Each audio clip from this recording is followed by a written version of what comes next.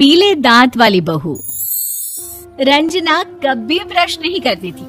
उसे कितनी बार उसके माँ बाप ने डांटा, लेकिन उसका कोई असर उस पर होता ही नहीं था, जिस कारण से उसके दांत पीले पीले हो जाते हैं। शादी के बाद। अरे बहू, वैसे तो तुझ में कोई कमी नहीं है, पर तेरे दांत इतने पीले कैसे हैं बेटा?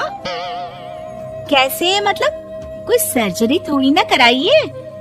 वो तो क्या नाम, मैं ब्रश नहीं करती थी तो पीले हो गए। अब क्या करूं?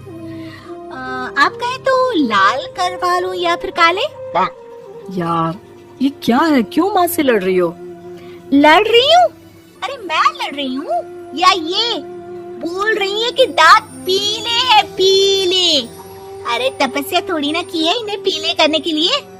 बकायदा ब्रश नहीं किया है 20 साल तक, तब जाकर। छी, कैसी बात कर रही हो? ये उस वक्त तो पीले नहीं थे जब हम लोग तुम्हें देखने आए थे। अरे तब साफ करवा लिया होगा डेंटिस्ट के पास जाकर। अब देखो कैसे पीले पीले लग रहे हैं। रंजना सास की तरफ गुस्से से देखती है। फिर शुरू हो गई पीले पीले पीले। अरे पीले तो तब भी थे जब मेरे हाथ का रसगुल्ला उड़ा उड़ा कर खा रही थी और बोल रही थी, लड़की नहीं गुणों का खजाना दे रहे भाई साहब आप। खैर, अब वो लोग करते भी तो क्या करते, पीले दांत वाली बहू पल्ले पड़ी थी तो झेलना तो था ही। एक दिन कीर्तन में रंजना गाना गा रही थी। अरे कमला बहन, माँ का द्वार है, यहाँ तो सब शुद्ध होकर आते हैं, फिर अपनी बहू को ब्रश भी नहीं करवाती तुम। दूर से पीले पीले दांत भक्ति में बाधा उत्पन्न कर रहे हैं। अरे कोई 2 साल के बच्चे थोड़ी ना लेकर आई हूँ मैं बहू बनाकर। अच्छी खासी लड़की है, अरे कैसे करवाऊं ब्रश? ये तो उसे खुद करना चाहिए ना। अब माँ बाप तो इसके जैसे तैसे निपटा दिए, ये नहीं सोचा कि सास कैसे संभालेगी। सास बहू को लेकर घर आ जाती है, लेकिन सोच लेती है कि अब इसे लेकर कहीं नहीं जाएगी। अगले रोज बहू कहती है, अरे क्या हो गया, मंदिर नहीं जाना क्या? कीर्तन का वक्त हो रहा है। मेरी मधुर वाणी से कान्हा जी जागते हैं और सोते हैं। आप तो जानती है ना उनकी भक्ति में कितना मन लगता है मेरा। वो क्या है ना, तबीयत ठीक नहीं लग रही है मेरी, आराम करूंगी मैं। तबीयत ठीक नहीं लग रही? अभी तो मिथुन के गाने पर नाच रही थी आप, और अब बोल रही है कि तबीयत ठीक नहीं लग रही। अरे भक्ति में मन लगा लो सासू माँ, ऊपर जाना है, क्या मुंह दिखाओगी आप? हाँ? सास को बहू की बात पर गुस्सा आ जाता है। मैं क्या मुंह दिखाऊंगी, इसकी चिंता तो ना कर, समझी? अपने मुंह की चिंता कर, जो ये पीले पीले दांत लेकर हर जगह पहुंच जाती है। पता है लोग कितना मजाक बनाते हैं। ना जी ना, मैं नहीं जाना कहीं तेरे साथ। तो ये बात है। कोई ना, मत जाओ, मैं अपने कमरे में ही बैठकर भक्ति कर लूंगी। ऊपर वाला दांत थोड़ी ना देखता है, मन देखता है, भावना देखता है। और अरे बस बस, तू सब कुछ दिखा, बस ये सफेद चमकदार दांत ना दिखाना किसी को, है? जा यहाँ से। बहू को सास की बात का कोई फर्क नहीं पड़ता, वो तो जैसी थी वैसी ही रह जाती है। सुबह नहाकर किचन में खाना बनाना, फिर खाना खाना, कीर्तन भजन करना और सो जाना।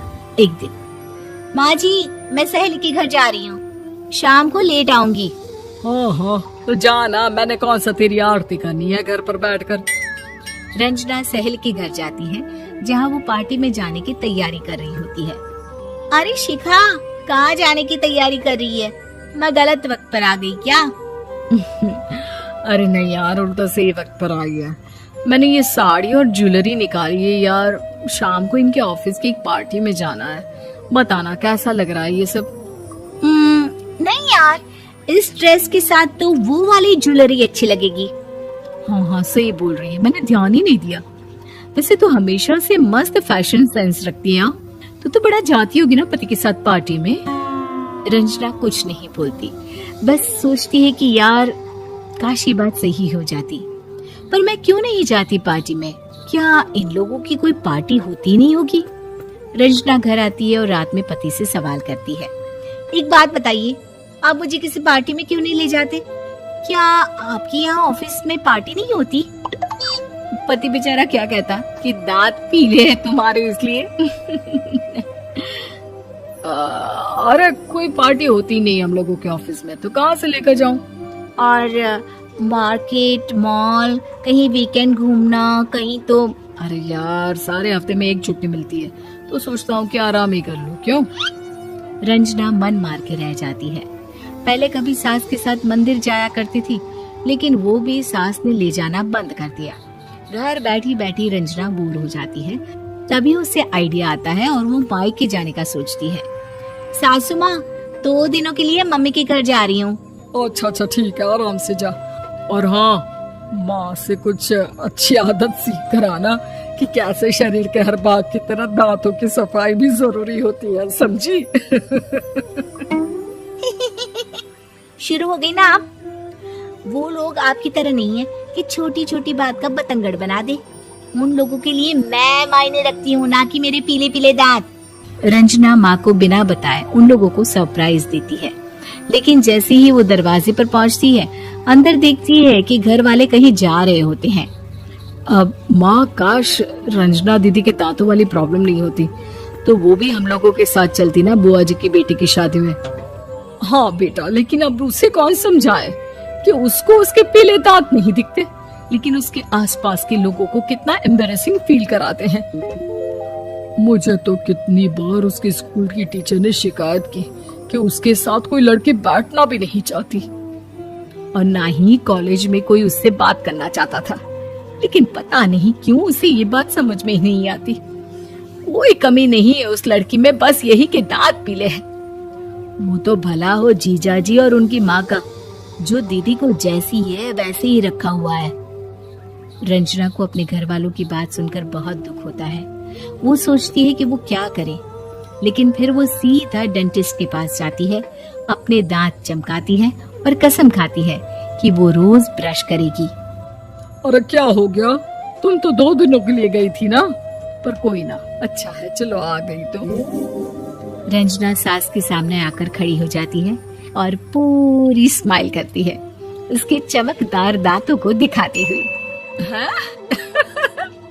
चले मंदिर। माँ, मुझे माफ कर दीजिए, मैंने आप लोगों को बहुत एम्बैरेसिंग फील करवाया। मैं आज से रोज ब्रश करूंगी।